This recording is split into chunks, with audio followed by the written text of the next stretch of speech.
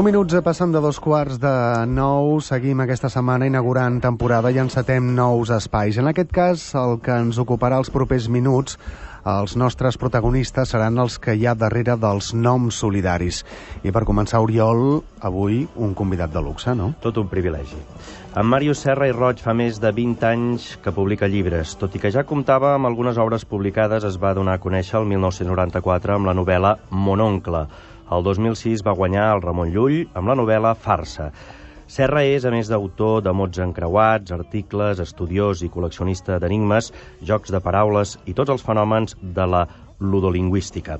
A la seva web, mariusserra.info, hi diu que és verbívor, soci del Barça i membre de l'ONG de cooperació amb Àfrica Adane.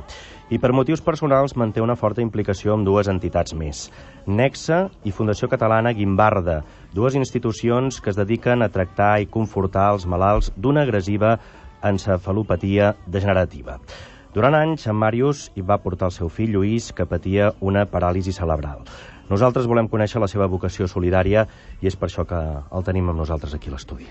Màrius Serra, bona nit, benvingut. Molt bona nit. Com descriuria Màrius Serra a Màrius Serra? Ui, això sempre és difícil. Jo el descriuria amb un pronom personal de primera persona i diria jo, que és el que solc dir quan premo el botó en un porter automàtic i diu, qui hi ha? Jo dic jo. És a dir, em costa molt descriure'm. Jo crec que tots els que escrivim potser escrivim per explicar-nos, i prefereixo que siguin els altres que em descriguin. Viure, Màrius, entre altres coses, és acumular absències? Sí, evidentment és acumular absències, és acumular records, perquè una absència sempre va relacionada amb un record, i alhora és també fer conviure les absències amb les presències. És a dir, jo penso que viure és mirar tant endavant com enrere. Has comentat moltes vegades que el teu fill patia una malaltia de la qual se'n sap poc i del tractament de la qual és gairebé una incògnita. Suposo que quan algú defensa a un ésser tan estimat com pugui ser el cas d'un fill, no et canses mai de colpejar portes, no?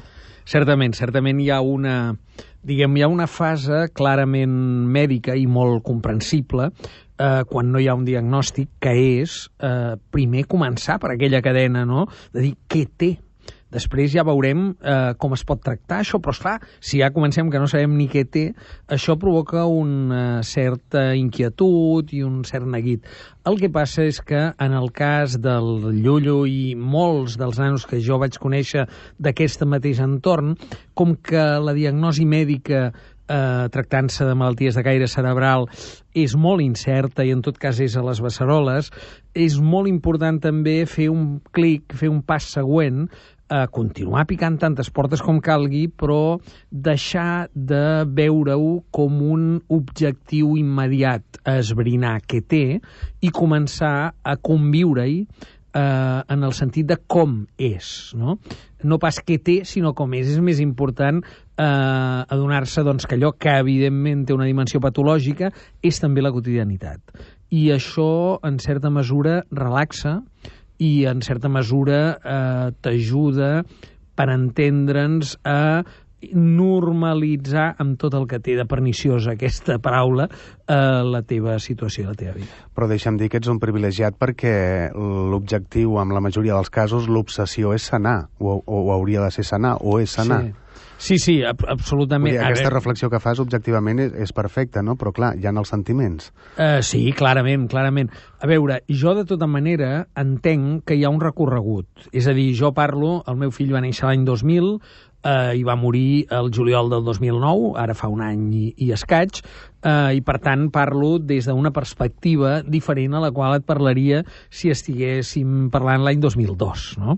Per això et parlava del clic, et parlava d'un procés. Jo crec que tothom és capaç de fer aquest procés, però cadascú l'ha de fer al seu ritme, no? I, d'altra banda, no cal menystenir, ni molt menys, els avenços mèdics que fan que en molts casos aquella insistència, aquella perseverança de molts pares de buscar sempre solucions noves mèdiques s'acaba veient recompensada. És a dir, hi ha moltes d'aquestes històries amb un final relativament optimista i feliç, no? Per tant, cada cas és específic. Jo sí que he viscut el procés, parlem avui, any 2010, després de tot un seguit de vivències, després, en el meu cas, com a escriptor, de reflectir-les fins i tot, i per tant de fer-les públiques a través de l'escriptura, que és un mitjà per mi d'expressió clau, i per tant és una cosa que està molt reflexionada, no? És obvi que no sempre ha estat així. En vas trobar moltes de tancades, de portes? Mira, jo he de dir que vaig trobar menys portes tancades que portes falses o falsament obertes. Que potser són les pitjors, no? Que potser són pitjors. És a dir, a veure, també és veritat que parlem, i jo insisteixo que cal contextualitzar-ho, d'una experiència que s'ha produït dins del segle XXI ja. Vol dir que he tingut notícia després, i és obvi que si tirem enrere hi va haver moltes portes que calia obrir que estaven tancades, i gent que patia doncs unes discapacitats en els seus fills, diguem, més lleus des d'un punt de vista mèdic, com per exemple síndromes de Down, van haver de lluitar moltíssim per tirar avall moltíssimes portes, no?